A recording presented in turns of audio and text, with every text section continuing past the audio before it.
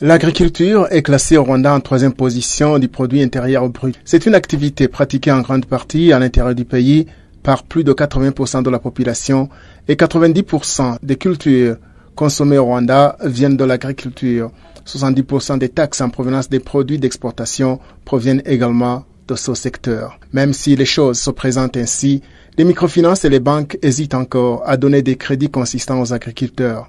Ces banques ont peur que les intempéries peuvent causer des pertes énormes aux agriculteurs et par conséquent manquer de quoi rembourser les crédits contractés.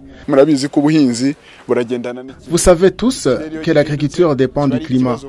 Si le climat change, ce n'est pas évident que les agriculteurs seront en mesure de payer les crédits contractés.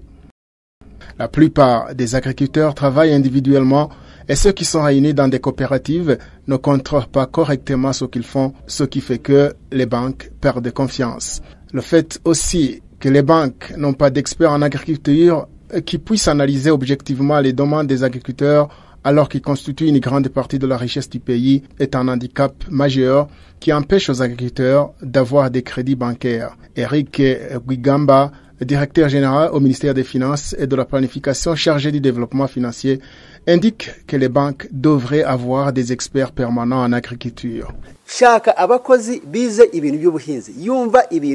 Il faut chercher des employés qui comprennent le domaine agricole, qui comprennent ce que c'est la saison A, B et C. Des employés qui comprennent ce que signifie une saison trop pluvieuse pour l'agriculture, des experts en agriculture pouvant connaître les risques du domaine agricole, comment on peut faire des profits avec l'agriculture. Je suis convaincu qu'avec tels employés, les banques peuvent travailler avec les agriculteurs sans aucun risque.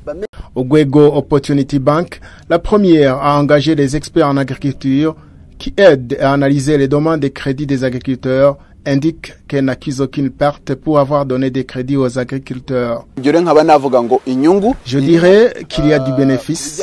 Il peut y avoir des pertes partagées entre les agriculteurs et les banques au cas où il y a la sécheresse, mais pour les banques, ça fonctionne correctement. Ceux qui travaillent déjà avec les agriculteurs en leur donnant des crédits pour appuyer ce secteur indiquent que c'est pratiquement impossible que les banques qui n'ont pas d'experts agricoles puissent travailler avec le secteur agricole. Jusqu'à présent, les microfinances et les banques soutiennent ce secteur à 2,1%, mais l'objectif est d'atteindre 18%.